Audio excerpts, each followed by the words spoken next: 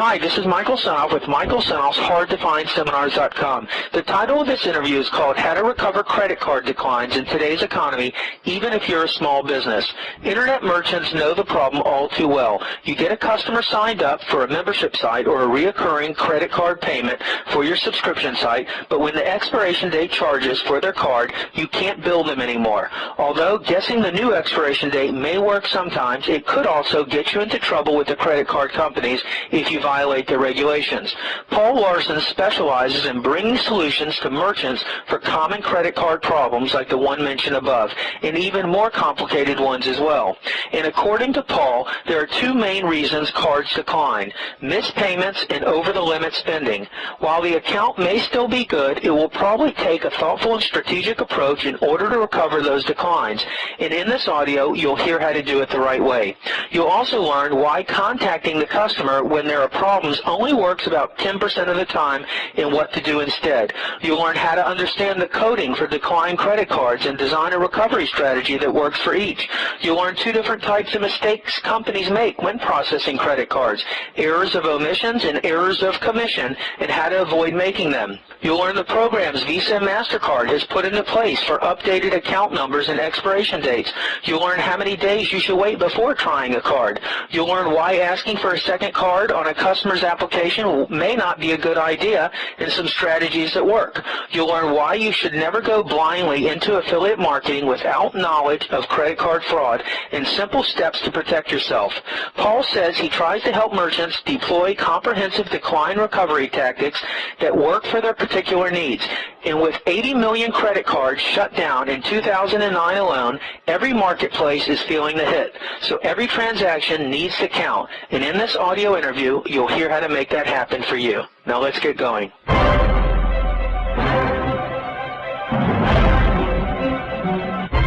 Tell me your name, where you're located, and what your expertise is.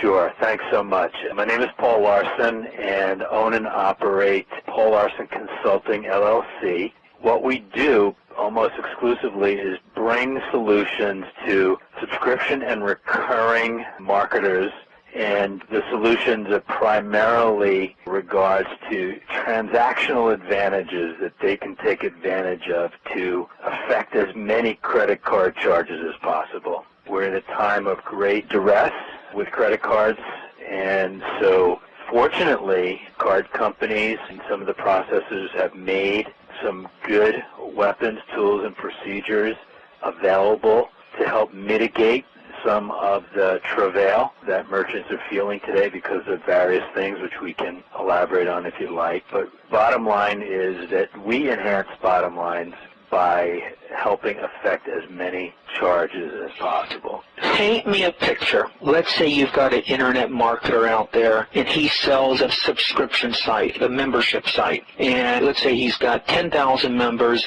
and they sign up for $1 and then they are charged $19 a month on their credit card. Take me in the back room of some of the challenges and some of the problems that this membership site owner is having, the stuff that you don't see on the front end. Yeah, that's a great point. And of course, as you know, there's all sorts of different paradigms for subscriptions, including that very one that you just discussed, as well as many subscription companies then billing customers on a monthly basis, some on an annual basis.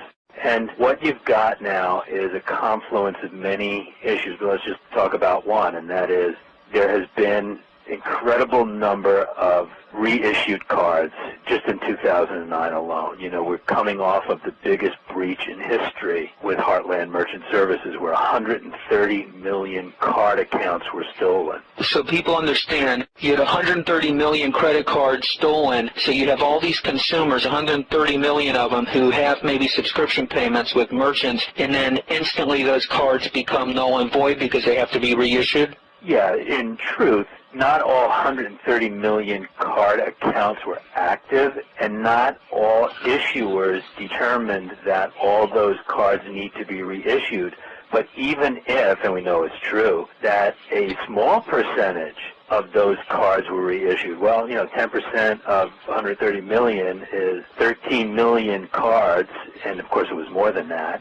and if 13 million cards were reissued, and on those cards were lots of recurring charges, well, what happens, of course, at a point in time like that is several bad things happen. Number one, not everyone will remember to reattach. What does that mean? I want to really dumb it down. Okay. And by doing this, let's go back to our example of Mr. Internet Marketer who's got a membership site with 10,000 people, who sign up to pay $19.95 a month. And you have this credit card breach, so a percentage of those 10,000, because of this breach, are going to come up decline. They're not going to go through for that business owner, correct? That's absolutely correct. And so do they say declined? Yes, they do. What is a typical merchant who doesn't have maybe your expertise or knowledge? What does he do when he gets a declined card? Someone who's unaware. When he gets a declined card, he may try it again. But of course, if it's a card that's been reissued, then that incumbent card number is no longer any good, so you can retry it as many times as you'd like, and it's not going to go through. But it will say declined.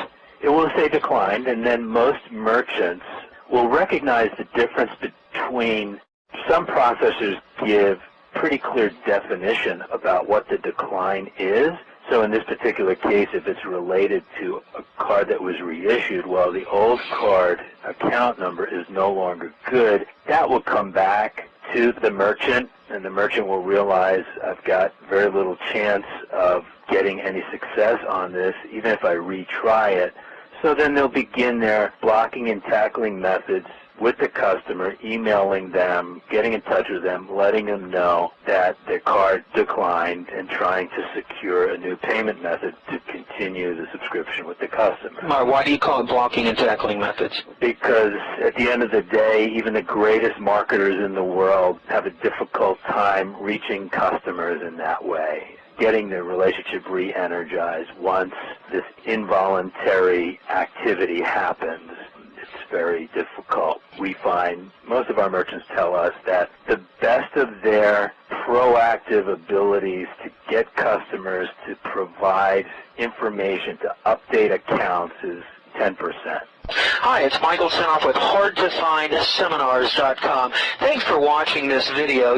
Many of my interviews last 30 minutes, 40 minutes, an hour, sometimes even up to 2.5 hours long. They're actual mini seminars, and you've just listened to a short sample of just one of over 117 hours of exciting, hard-hitting, mind-blowing interviews on how to make money in direct mail, advertising, copywriting. I assure you, there is not a resource anywhere on the internet or on the planet that comes close to the free information I provide at HardToFindSeminars.com.